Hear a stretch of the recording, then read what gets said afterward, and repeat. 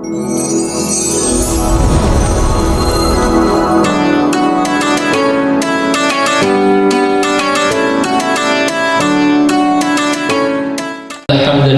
nahmaduhu wa nasta'inuhu wa nastaghfiruh wa na'udzu billahi min shururi anfusina wa min sayyiati a'malina.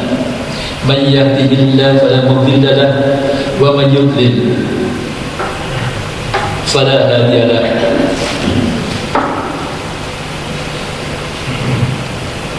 Asyhadu an la ilaha illallah wahdahu la syarika lahu wa asyhadu anna Muhammadan abduhu wa rasuluh. Allahumma salli ala Muhammad wa ala ali Muhammad kama sallaita ala Ibrahim wa ala ali Ibrahim innaka Hamidum Majid.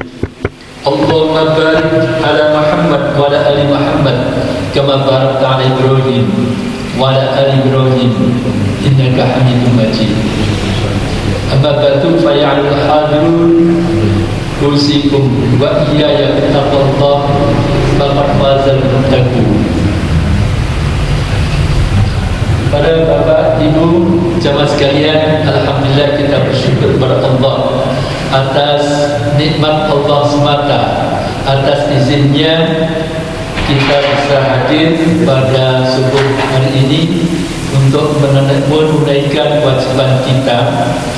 Kita telah menunaikan salat subuh berjamaah dan kita lanjutkan dengan kajian ilmu. Mudah-mudahan Allah meridhai amal kita. Allahumma inna nas'aluka 'ilman nafi'an wa rizqan thayyiban wa 'amalan mutaqabbalan. Kita masih melanjutkan tentang tuntunan salat. Kali ini tentang membaca ta'awudz atau isti'adzah. Ta'awudz atau isti'adzah, yakni membaca a'udzubillahi minasyaitonir rajim. Baca itu secara sir atau tidak dikeraskan. Nah, tentang membaca ta'awudz ini mungkin di antara kita tidak selalu membacanya.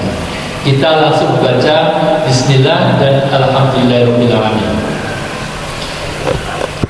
Tapi kalau kita perhatikan dasar-dasarnya, ternyata kita juga dituntunkan, diperintahkan untuk juga membaca ta'awudz.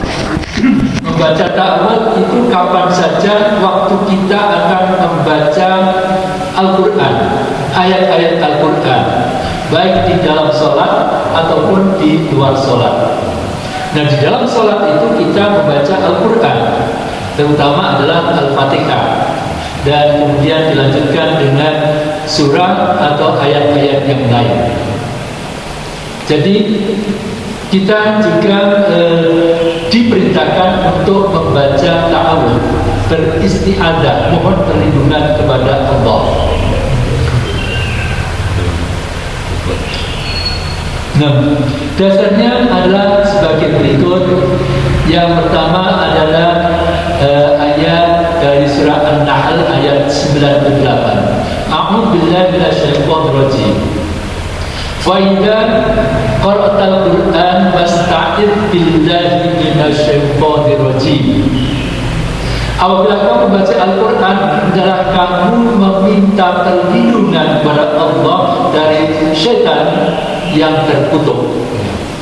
Ini secara umum.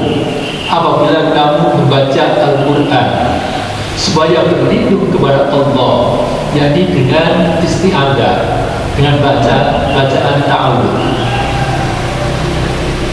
Juga ayat yang lain dalam surah Al-Fussilat, yakni surah 41 ayat ke-36, wa imma yanzaghannaka minasyaitonir nazghun fasta'iz billah innahu huwas samiul alim. Jika syaitan mengganggumu dengan suatu gangguan, maka mohonlah perlindungan kepada Allah. Sesungguhnya dialah yang maha mendengar lagi maha mengetahui.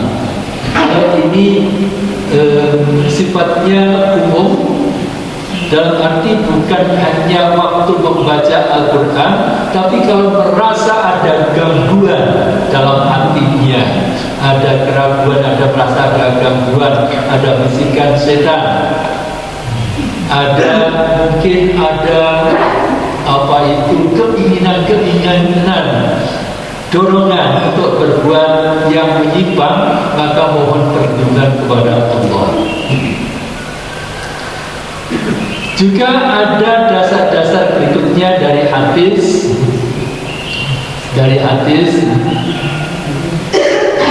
An Abi Sa'id Al-Khudri qala kana Rasulullah sallallahu alaihi wasallam idza qama ila salati bil-laili qabbara thumma yaqul subhanakallahumma wa bihamdika tabarakasmuka wa ta'ala jadduka wa la ilaha ghairuka thumma yaqul Allahu akbar kabira thumma yaqul a'udzu billahi as-sami'il 'alim minasyaitonir rajim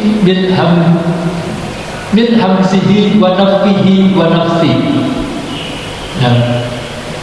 Yang artinya dari Sa'id Al-Khudri, ia berkata, dari Sa'id Al-Khudri ini sahabat Nabi yang menyampaikan tentang ini. Hadis-hadis itu disampaikan oleh para sahabat itu sesudah wafatnya Nabi. Jadi seperti ini disampaikan setelah wafatnya Nabi. Sa'id Al-Khudri menceritakan bahwa dulu Nabi itu demikian. Sa'id Al-Khudri ia berkata, jika Rasulullah SAW berdiri untuk sholat malam, beliau membaca takbir dan membaca Subhanallahumma wa bihamdika wa tabarakasmuka wa ta'ala jadduka wa la ilaha ghairuka. Ini salah satu doa iftitah. Jadi doa iftitah itu salah satu pilihan adalah ini. Dalam hadis ini pada waktu Nabi itu menunaikan sholat malam, yang artinya doa tadi, Maha suci Engkau ya Allah. Jadi kita bertasbih memahasucikan Allah. Aku memujimu dan memujinya. Maha berkah akan namamu, maha tinggi kekayaan dan kebesaranmu. Tidak ada Tuhan yang berhak disembah selain Engkau. Artinya, kemudian Nabi masih melanjutkan dengan bacaan yang lain, Allahu Akbar kabira, Allahu Akbar kabira. Ini sambungan dari doa iftitah itu. Dalam hadis lain itu Allahu Akbar kabira walhamdulillahi katsira wa subhanallahi bukratan wa asila.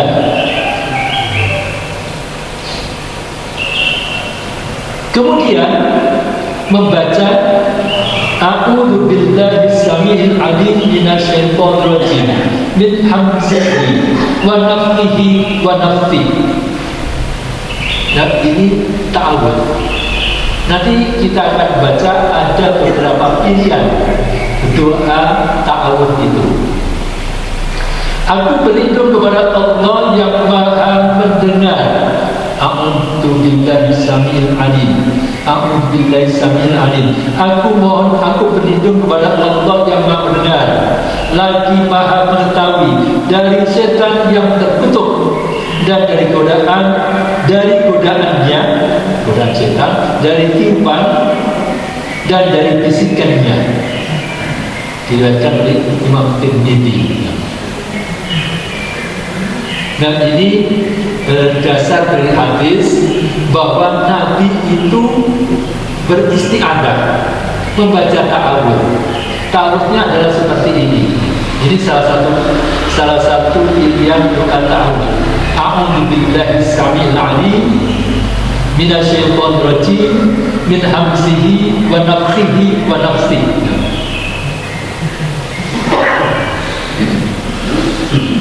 Nah, ini untuk baca ta'awudz jangan dipilih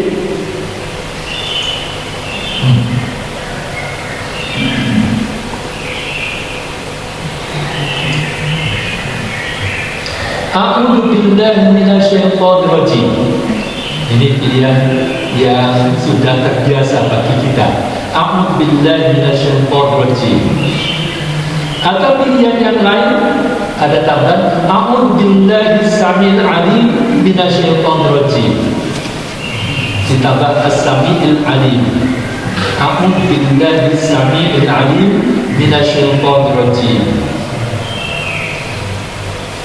Atau ditambah di belakangnya A'udzu billahi samil alim minasyaitonir rajim min hamzihi wa nafthihi wa nafthihi. Dan ini 3 pilihan. Ya, kita bisa yang sudah terbiasa, bisa juga kita menambah hafalan kita dengan yang lebih panjang. Misalnya ada yang tengah ini, A'udzu billahi samiil alim minasyaitonir rajim. Ditambah setelah billah, setelah lafaz Allah, ini tambah as-samiil alim, yaitu sifat Allah yang maha mendengar dan maha mengetahui. A'udzu billahi samiil alim minasyaitonir rajim. Atau pilihan yang ketiga ini yang lebih panjang, itu ditambah dari godaan setan itu dari apanya, yaitu ditambah dengan min hamzihi dari godaannya, wa nafthihi dari godaannya, dari bisikannya, dari hembusannya. A'udzu billahi samil alim minasyaitonir rajim min hamzihi wa nafthihi wa nafthihi.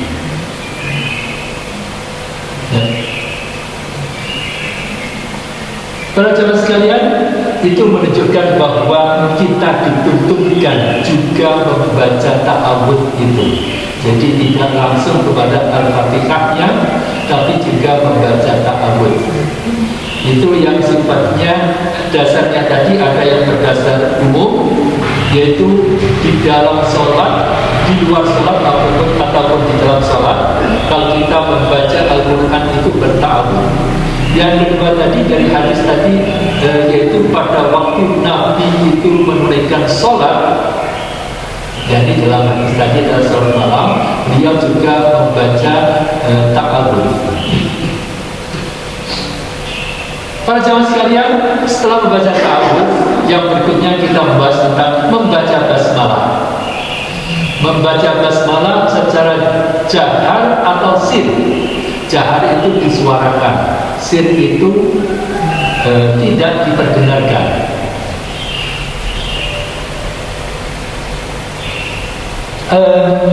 Dalam salat dengan bacaan jahar dan secara sir dalam salat dengan bacaan sir.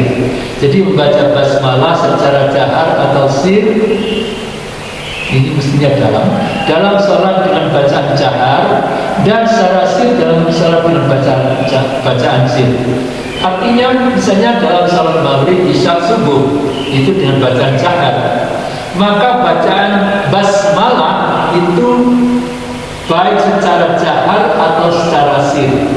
Mungkin dikeraskan, mungkin dipelankan, mungkin dibisikkan. Tapi kalau dalam bacaan sholat dengan sir, dalam sholat subuh, sholat asar, itu tentu juga dengan secara sir. Setelah membaca doa iftitah dan ta'awudz, seorang yang mengerjakan sholat membaca basmalah, yaitu Bismillahirrahmanirrahim. Itu kita baca. Dan ada 2 pilihan, secara jahar atau secara sir. Dalil membaca basmalah.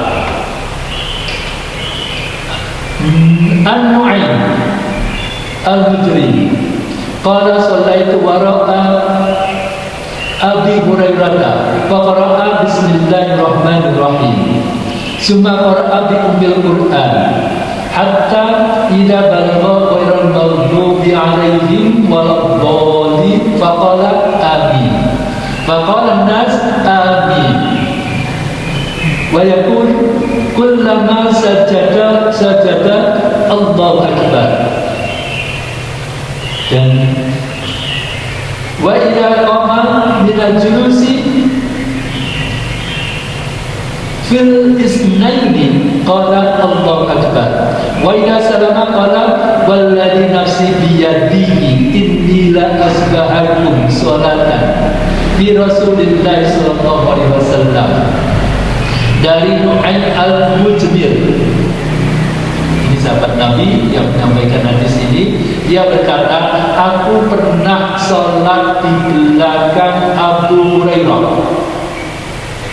Kemudian dia membaca Bismillahirrahmanirrahim. Jadi dikeraskan Abu Hurairah. Lalu membaca surah Al-Fatihah. Hingga tatkala telah sampai pada ghairil maghdubi alaihim waladhdallin, yang artinya bukan orang-orang yang engkau murkai dan bukan pula orang-orang yang tersesat. Dia mengucapkan, jadi imam Abu Hurairah itu mengucapkan amin, dan orang-orang pun mengucapkan amin pula. Abu Hurairah juga mengucapkan Allahu Akbar setiap hendak sujud, artinya setiap gerakan termasuk hendak sujud, dan bangun dari duduk tahiyat pertama. Setelah selesai salam, dia berkata, demi jiwa yang berada di tangannya, demi Allah maksudnya, aku adalah orang yang paling menyerupai Rasulullah SAW dalam sholat. Dan ini salah satu hadis sebagai dasar membaca basmalah, dasar membaca basmalah. Nah, tentang jahar dan sir di dalam sholat jahar.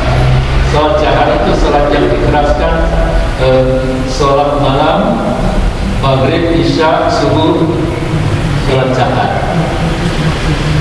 Dalam sholat sir, misalnya dalam sholat zuhur dan sholat asar, basmalah secara dibaca sir pula tentunya.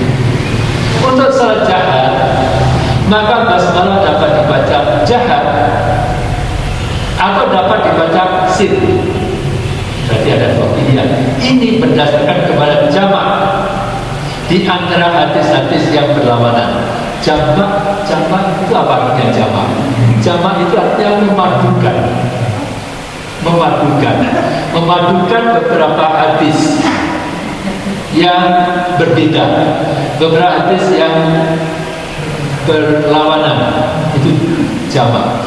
Ini berdasarkan kepada jamak di antara hadis-hadis yang berlawanan, di mana pada satu sisi terdapat hadis-hadis yang menunjukkan bahwa Nabi menjaharkan bacaan basmalah dalam salat jahar, dan pada sisi lain terdapat hadis-hadis yang menunjukkan bahwa Nabi membaca basmalah secara sir. Jadi memang ada hadis yang diriwayatkan oleh sahabat yang berbeda itu berbeda. Maka di sini dijamak, dipadukan.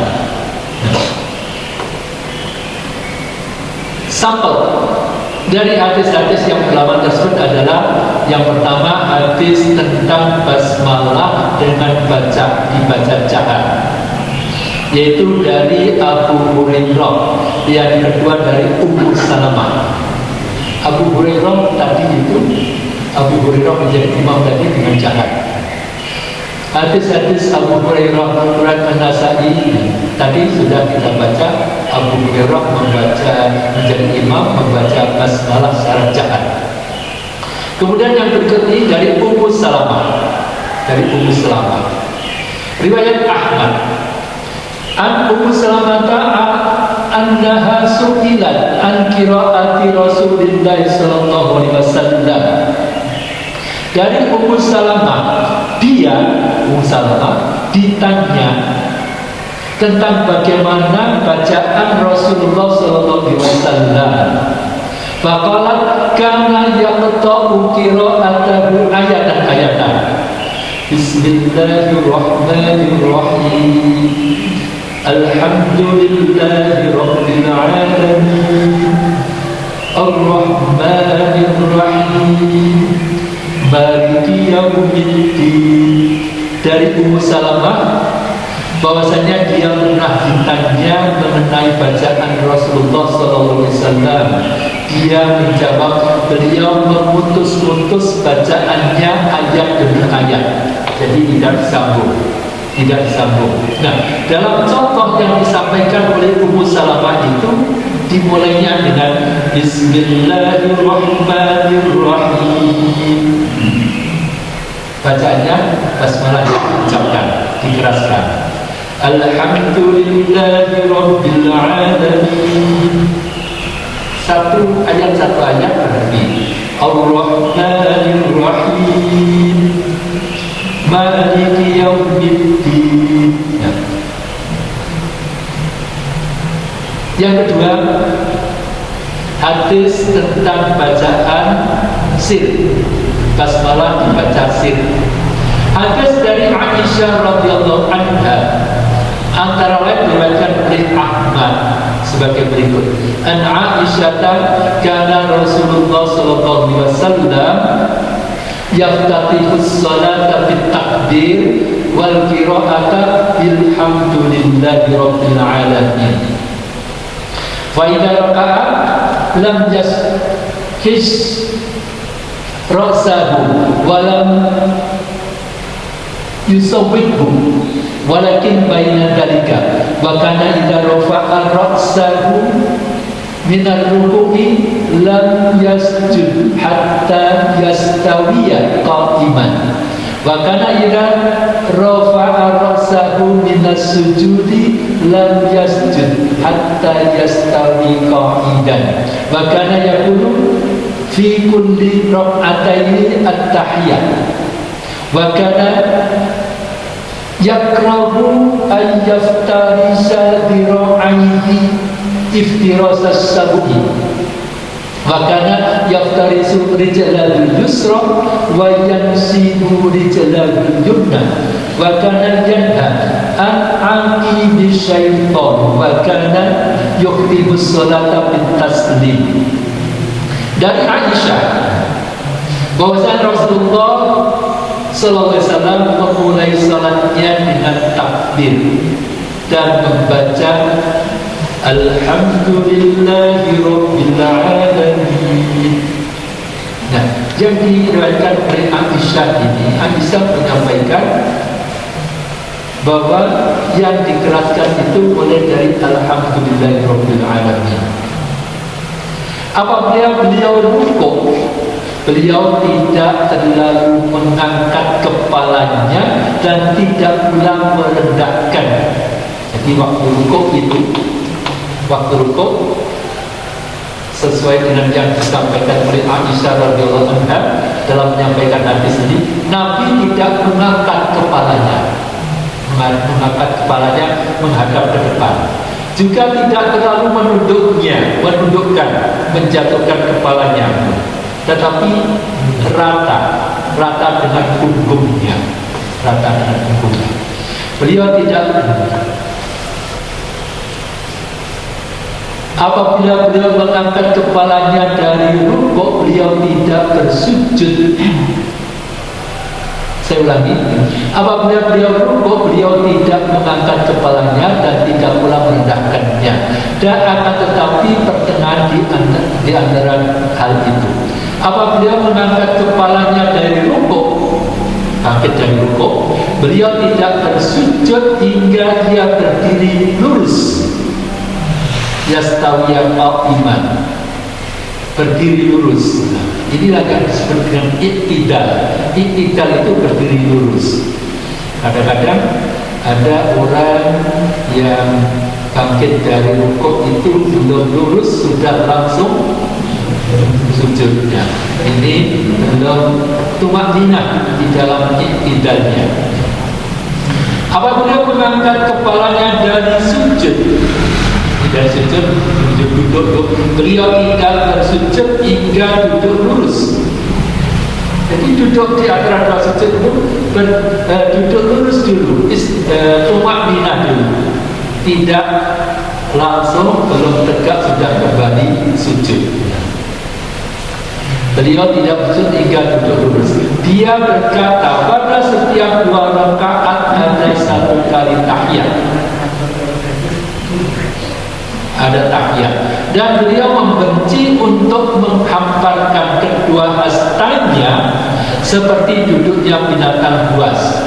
Menghamparkan, iftirosa itu menghamparkan. Nah, beliau membenci kalau orang yang bersujud itu menghamparkan lengannya itu di lantai. Jadi lengannya itu tidak boleh dihamparkan di lantai seperti binatang buas, misalnya seperti anjing atau binatang buas yang lain itu kalau beristirahat kan lengannya itu diletakkan di tanah. Dilarang seperti itu. Akan tapi waktu bersujud itu yang menempel adalah telapak tangannya saja, sementara lengannya itu diangkat. Ya. Apabila dia mengangkat kepalanya dari sujud, dia tidak bersujud.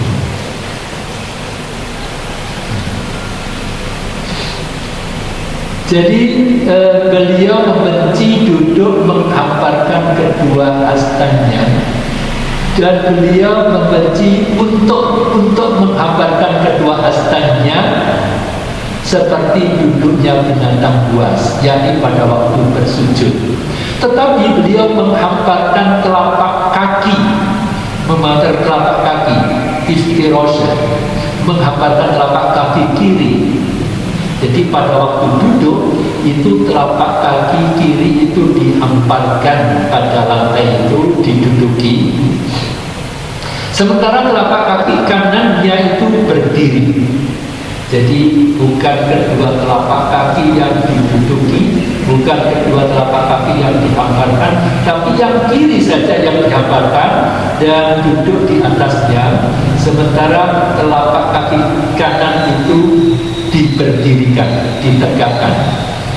Kaki kanan itu. Beliau melarang untuk mencangkung.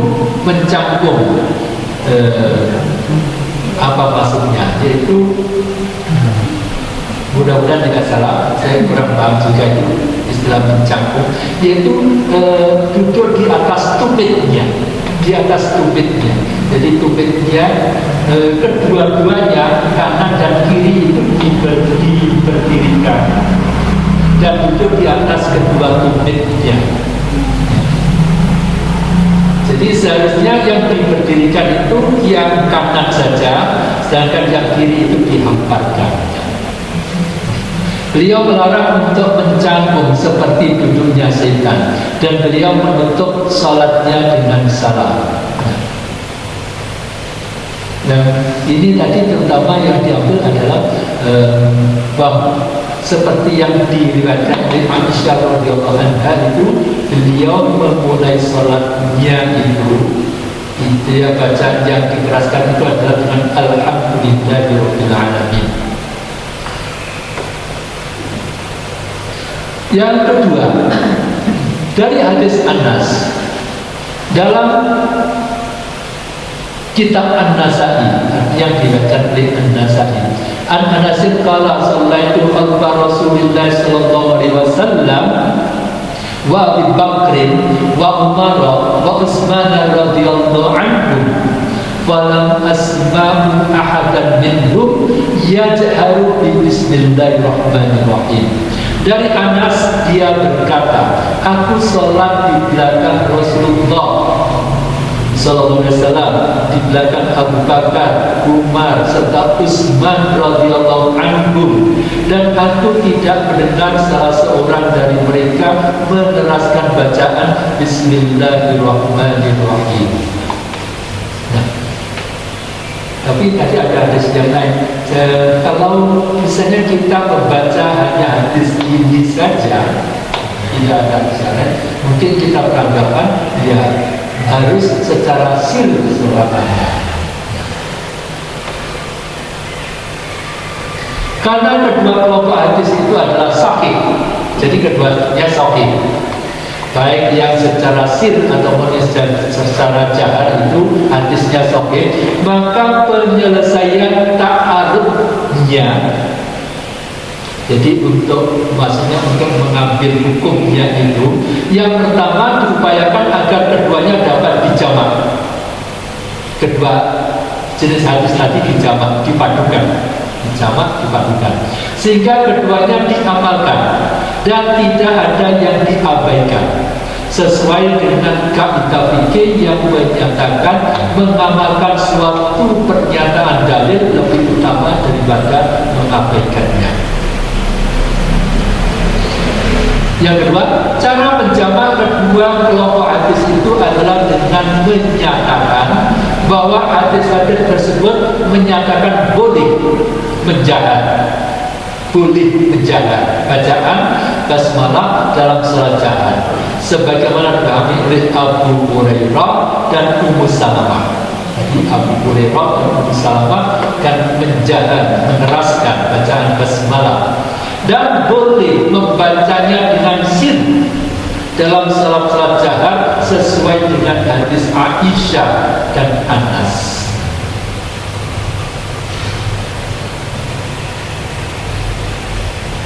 Jadi ada dua pilihan.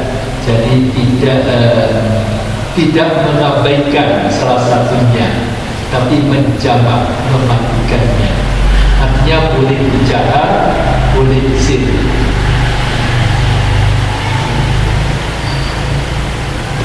Yaitu tadi tentang bacaan basmalah, tadi bacaan ta'awudz, bacaan basmalah. Sekarang membaca surah Al-Fatihah dan membaca Amin.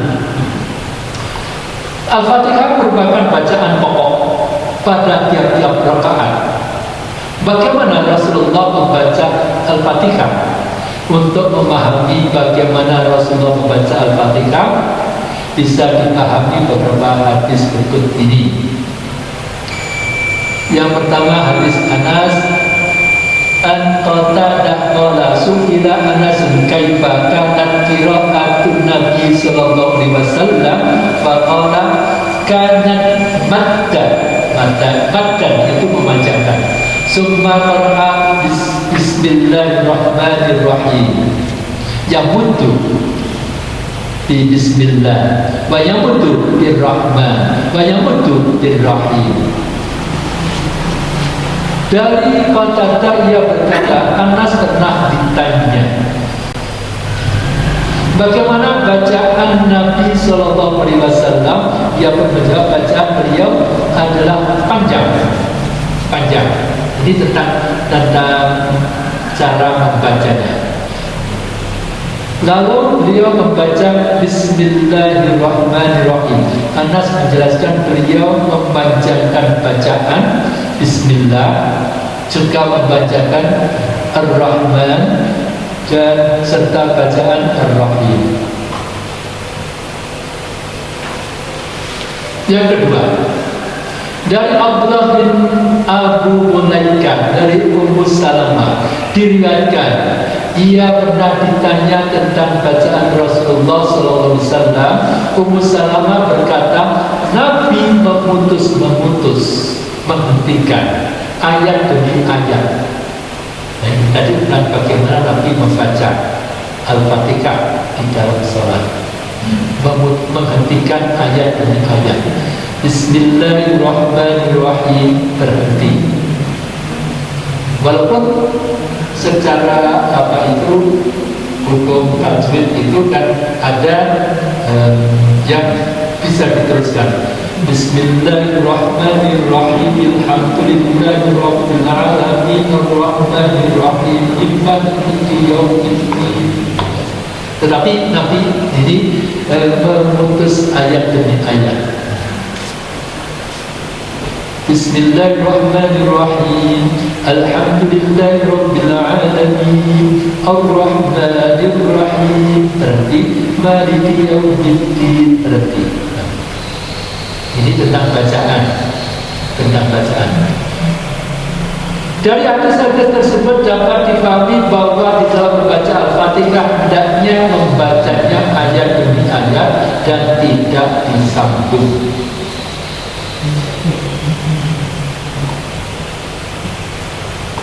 Berikutnya membaca Al-Fatihah dan lainnya dengan menggerakkan lisan. Dengan menggerakkan lisan. Maksudnya itu dalam sholat yang tidak dikeraskan. Itu hendaknya juga dengan menggerakkan lisan, bukan hanya di batin. Ada orang yang membaca itu tidak terlihat gerakan bibirnya tidak terlihat. Itu hendaknya tidak demikian. Walaupun mungkin dia membaca, tapi tidak ada gerakan lisannya. Jadi secara sir itu bukan di dalam hati, tapi diucapkan juga, hanya tidak mengeraskan suara. Nabi membaca Al-Fatihah dan lainnya dengan menggerakkan lisannya, bukan hanya dengan hati. Hal ini didasarkan beberapa hadis. An Abi Ma'mar qala qulna li Khobab hal kana Rasulullah sallallahu alaihi wasallam yaqra'u fi dhuhri wal asri faqala na'am. Qulna bima kuntum ta'rifuna daka qala bi irtirabi lihyatihi. Nah, dari Abu Ma'mar dia berkata, kami bertanya kepada Khobab, salah seorang sahabat Nabi, apakah Rasulullah SAW membaca surat Al-Fatihah di dalam sholat duhur dan asar? Jawabnya, ya, benar. Kami bertanya, dengan apa kalian mengetahuinya? Jawabnya, dengan gerakan jenggot beliau. Dengan gerakan jenggot beliau kan berarti waktu baca itu bergerak-gerak.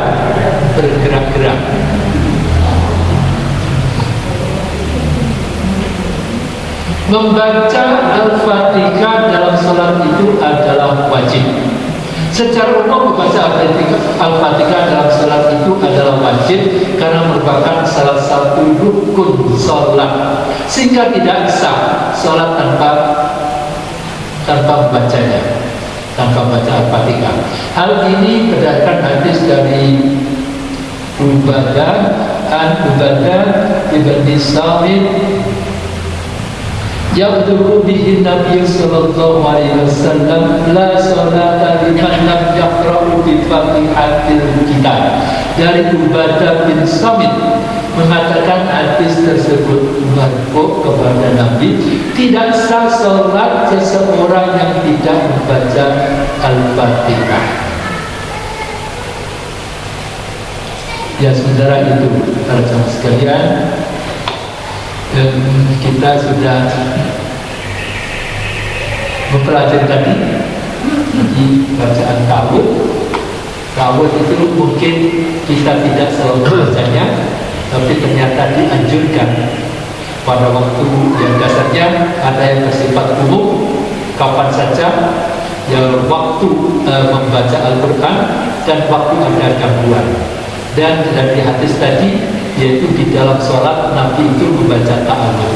Ada pilihan ta'awud, a'udzubillahi minasyaitonir rajim, atau a'udzubillahi samil alim minasyaitonir rajim, atau a'udzubillahi samil alim minasyaitonir rajim min nafsihi min hamzi wa nafi wa nafsi.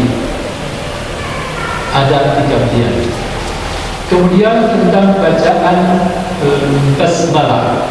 Basmalah itu ada 2 pilihan di dalam salat jahar, yaitu karena ada hadis-hadis yang seolah-olah bertentangan.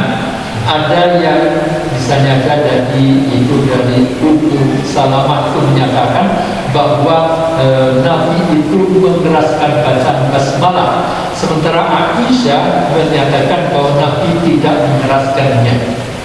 Padahal kedua hadis itu adalah sahih. Maka ta'arudnya, kita mengambil hukumnya adalah menjawab dengan memadukan. Memadukan artinya tidak ada yang diabaikan di antara dua hadis itu, bahwa kita boleh mengeraskan, boleh pula mensirkan bacaan basmalah. Kemudian yang ketiga adalah bacaan Al-Fatihah yang telah kita pelajari tadi, bacaan Al-Fatihah. Cara Nabi membaca Al-Fatihah itu adalah ayat demi ayat, satu ayat berhenti, tapi tidak disambung. Walaupun ini tidak menyatakan bahwa kalau disambung itu tidak sah, tidak demikian. Tapi kita berupaya untuk mengetahui bagaimana bacaan Nabi di dalam Al-Fatihah. Sementara itu, para jamaah sekalian, bisa kita akhiri atau ada pertanyaan? Ya berat membaca Al-Fatihah wajib ya. Tapi pada waktu kita berjamaah, boleh kita baca. Ya, itu nanti akan ada waktunya berbicara tentang itu. Tapi secara umum itu bisa dikatakan yang memang ada khilafiyah. Tadi. Yang pertama adalah kita tetap membaca Al-Fatihah, tetap baca. Yang kedua, yang mereka sudah cukupi dengan bacaan imam. Yaitu khilafiyah itu perbedaan pendapat. Hingga kita memilih yang mana yang kita anggap lebih kuat. Salah satu contohnya adalah perkataan Nabi, janganlah kamu baca kecuali Al-Fatihah. Itu ada hadis yang menyampaikan kan? Berarti kita bisa mengambil kesimpulan bahwa kita juga membaca Al-Fatihah. Hanya kapan kita membaca Al-Fatihah